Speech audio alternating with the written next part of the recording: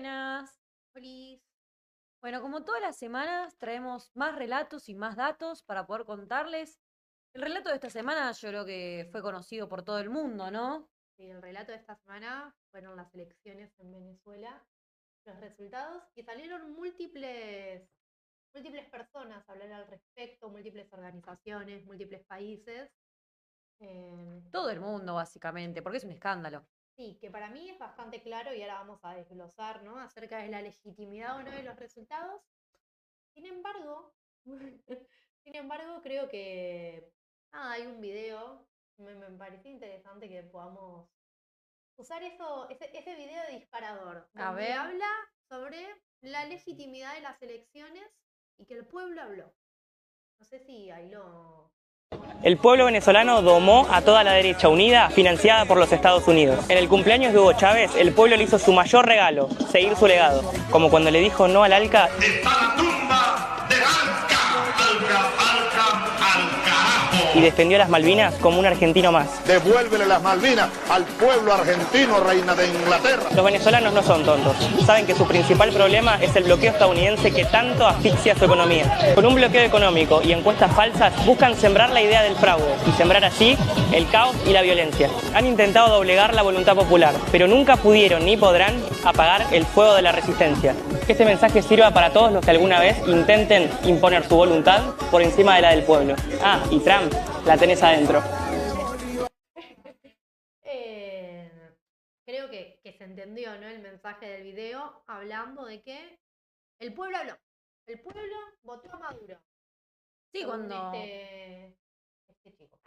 Y según el peronismo, digo, él es militante peronista, representa una agrupación. Sí, pero en realidad todos sabemos que para legitimizar una elección vos necesitas pruebas fehacientes, que son las actas, que es el padrón electoral, que es la cantidad de gente que votó efectivamente o que no pudo votar, ¿no? Como en este caso.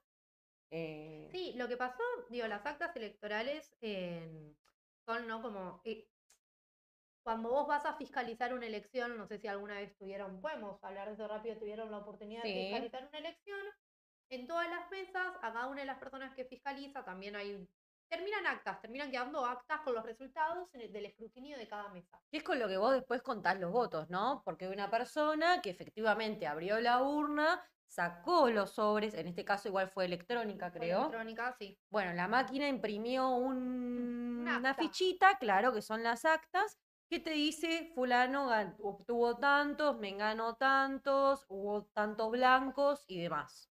El tema con todo esto es que el Consejo Electoral Nacional todavía no mostró ningún resultado que valide este supuesto 51,2% que sacó Maduro. El Consejo Electoral Nacional todavía, por el momento, no mostró ningún resultado y esto que vos hablabas, ¿no? La importancia para poder constatar que efectivamente la transparencia del Claro, proceso. no, y más, eso es como el final. Previo a eso, previo a obtener las actas, hubo un montón de gente que no la dejaban entrar a fiscalizar en el recinto, hubo un montón de denuncias de la oposición de no poder fiscalizar, de que no querían darle las actas también a la oposición para que pudieran comprobar efectivamente cómo había salido la elección, ¿no? Sí, y ni hablar esto, acá tenía justo con esto que hablábamos de las actas, la oposición, porque es esto, ¿no? Vos cuando vas a fiscalizar tenés un acta que es una copia tuya también, entonces claramente quienes pudieron fiscalizar de la oposición pudieron juntar un 73% de las actas, Sí, que sigue sin ser el total, que ¿no? siguen sin ser el total, pero la oposición, es decir, María Corina Machado con Edmundo, pudieron juntar y lo que notaron que de este 73% de actas, el resultado, ya si bien vos decís, no es la totalidad, así que Claro. hay algo que ahí hay un bache. Para, y ahí quiero aclarar que las actas deberían ser públicas. La oposición no debería estar juntando y recolectando actas, tipo, No, no. no debería suceder eso. Pero bueno, así todo con este rompecabezas que como vos decís, armaron, nada, juntaron 6,2 millones de votos en, nada, en contra de Maduro, es decir, a favor de Corina y del mundo. Va, Corina no la dejaron presentarse a elecciones, ahora si querés podemos Claro. hablar de eso, frente a Sí, un la dos punto proscribieron. dos millones de Maduro. Claro, y ahora sí, si querés esto, si querés explicar qué pasó con... No, básicamente dijeron que no se podía presentar.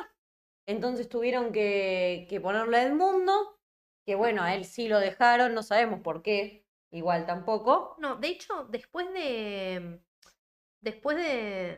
María Corina pusieron a otra candidata mujer, el apellido, ahora no me... Es Lloris, me parece el apellido, que también le bloquearon su candidatura. O sea, otra mina que pusieron después, también le bloquearon la candidatura. Qué coincidencia, ¿no? Qué coincidencia. Y Edmundo, nada, lo habilitaron, entonces Edmundo, digo, estuvo con Corina recorriendo un montón de lugares, porque era Corina, en verdad, quien tenía la legitimidad del pueblo. Sí, hicieron la campaña Edmundo para todo el mundo. Y hablando de todo el mundo, también nosotros tenemos datos de cuántos venezolanos efectivamente pudieron votar, no solamente quienes estaban en Venezuela, sino el gran problema de quienes no estaban en Venezuela, que eran casi 8 millones de venezolanos que nada, no podían votar. No, había como decís, hay 7.7 migrantes venezolanos, digo, en el mundo, y ahí busqué justo porque estábamos debatiendo la duda, y hay 5 millones justamente en edad de votar que podrían votar. Sin embargo, de estos 5 millones Que es un montón de gente. que es un montón de gente, vos hoy sacaste la cuenta, ¿cuánto es? Como un tercio de... Es casi, bueno, sacando los que pueden votar, porque yo había hecho la cuenta sobre el total de venezolanos que estaban en el exterior del país, que era casi un tercio de la población de Venezuela, y quienes podían votar es un cuarto del país. Claro, es un cuarto del electorado del país. Claro. Es un montón. O sea, es un cuarto, es un voto El 25%. que posta te mueve también Un montón. es un montón, el perímetro. Y bueno, de estos 5 millones de personas que están migrantes, que están habilitadas a votar, en edad de votar, tan solo habilitaron en todo el mundo 69.000 personas. O sea, ni a 1 millón de personas, No. ni a la quinta parte. No, en Argentina específicamente hay portales que te dicen que hay 620.000, hay otros que te dicen 160.000. Para mí la diferencia es que en el que te dicen 220.000 están considerando también a gente que no está en edad de votar. Claro. Pero en Argentina, más allá de que sean 200.000 o 160.000, habilitaron para votar a 2.600 personas, nada más. Nada. Nada más. Y el dato interesante para contrastar de esto es que en las elecciones que tuvimos en el año pasado para el gobierno de la ciudad, los migrantes, o sea, pueden votar a gobierno de la ciudad, había 72.000 personas de Venezuela habilitadas a votar. O sea que para poder votar jefe de gobierno de la ciudad de Buenos Aires hubo 70.000 venezolanos Habilitados. y venezolanas que efectivamente emitieron su voto, pero para su Podían propio emitir, país, claro. para su propio país, Solo que no- habilitaron a 2.000. Claro. 2.600. nada, o sea que Claro, las otras nada. 70.000 personas, ¿dónde estaban? No, y que también lo que pasó es que cuando iban a hacer la embajada, los trámites que tenían para empadronarse, digamos, o para poder actualizar sus datos, les pedían un montón de cosas, un montón de papeles, el documento, la residencia permanente, también ¿cómo es? El pasaporte y un montón de papeles, pero un montón de papeles que para ir a votar allá simplemente te piden el documento. Sí, además hasta lo que tardan, ¿no? En tramitarte los papeles, todo. Andás a ver si llegás para esta elección. No, y que eran con horarios relimitados también. Entonces, bueno, digo, claramente había una intención de que estas personas no emitiesen su voto, que la voluntad popular, a diferencia de como nos dice en el video, no hable. Sí, no podés opinar qué voluntad popular es, ¿no? ¿No? Sí, y nada, no sé si con esto que hablábamos recién, que él hablaba de los venezolanos no son tontos, el problema es el bloqueo estadounidense. Digo, ya había un montón y lo veníamos hablando, de manifestaciones previamente por un montón de hechos de corrupción, donde menoscababan la libertad de De expresión violencia. de las personas. Sí. Tipo, de piso en esta elección hubo un montón de violencia en las calles. Ya desde temprano el ejército no dejaba entrar a un montón de lugares, a un montón de votantes y a un montón de fiscales en los recintos electorales, es decir, en los colegios. Entonces ya ahí hay una primera represión, por ahí no violenta, pero sí un impedimento de ejercer un derecho. y cuando cerraron las urnas, las calles explotaron. Y eso que estamos hablando solo de lo que fue el domingo pasado y no estamos teniendo un montón de años de historia chavista. ¿No? Y que también pasó en la embajada argentina allá. Digo, el problema que hubo, digo, hay gente refugiada adentro, diplomáticos y diplomáticas nuestras de nuestro país, porque claramente, digo, la postura, que después podemos analizar, digo, la postura abiertamente del gobierno nacional fue declarar la ilegitimidad Sí. y el fraude, pero eso concordantemente llevó a que las personas que estaban en la embajada ya también se vean amedrentadas. Sí, están pseudo secuestrados, Claro, básicamente. exacto. Pero bueno, no sé esto, si vos querías destacar algún dato, algo respecto para desmitificar algo quizás de lo que él dijo, no sé qué te parece a vos. Bueno, en principio que si vos tenés voluntad popular no necesitabas violentar las calles. Ya desde el 2002 que Chávez había tenido en su momento un intento de golpe de Estado, y hubo intento porque las fuerzas militares lo restituyeron en el poder a las 48 horas casi. Desde ahí para adelante Venezuela vive teniendo un montón de episodios de violencia, lamentablemente. Entonces no es algo nuevo y yo creo que sí, efectivamente es la voluntad del pueblo, no necesitas reprimirlo. No, ya en 2018, de hecho, cuando se adelantaron la segunda reelección de Maduro, digamos, Maduro es reelecto en 2018, también se había denunciado la ilegitimidad de este proceso y que no había sido transparente. Y de hecho, un montón de países salieron a reconocer al candidato opositor, ay, no, que era Guaidó, no me sale el Sí, nombre. Guaidó Guaidó. y Lo reconocían a él como el presidente legítimo. O sea, no es la primera vez. sí, con la muerte de Chávez también había tenido Maduro un incidente en las legislativas. También. Así que nada, ya venimos contando varios de los que se tiene registro efectivamente, que Sí. sale al exterior, ¿no? Porque también tengamos en cuenta que con toda esta censura y demás que vive Venezuela, hay un montón de cosas que deben pasar que nos enteramos solamente porque escalan a nivel mundial, pero que si no, no nos enteraríamos. Y después hablando del bloqueo estadounidense, nada, el bloqueo estadounidense se levantó en varias oportunidades, de piso también cuando llega Obama, por ejemplo, al poder, Y hay una porque relación más cordial, sí, hasta que después vuelven, porque, ¿qué pasa?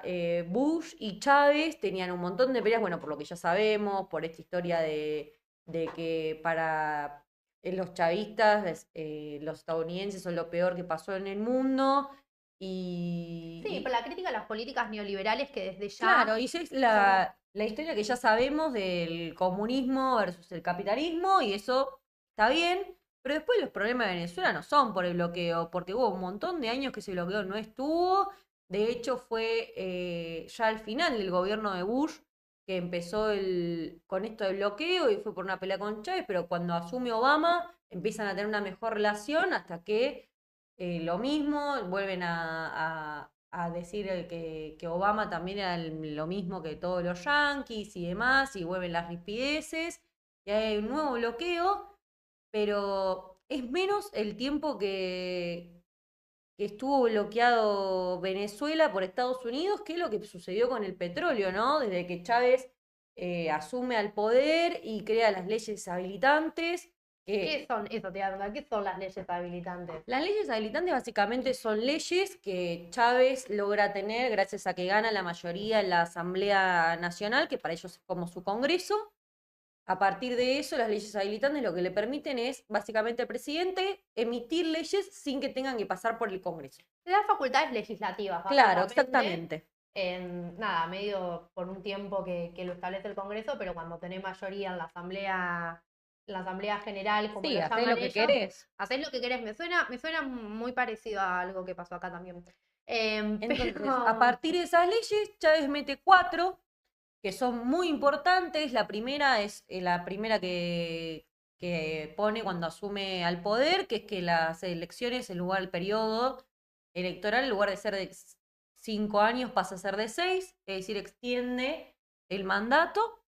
Y después Eso ya en su segunda reelección. En su segunda reelección pone reelecciones indefinidas, ¿no? Que es lo que también le permite hoy en la actualidad a Maduro tener la tercera presidencia. Y después, perdón, destacar cuando hablan de voluntad popular y que la gente habló y que la gente no es tonta. No, la gente no es tonta. La gente no se olvida que durante 2017 y 2016 la Asamblea General estuvo cerrada porque ganó la oposición y Maduro, ya que el Poder Judicial era suyo, lo que hizo fue decir que eran nulas las decisiones del Poder Legislativo. Mira, no cuentan.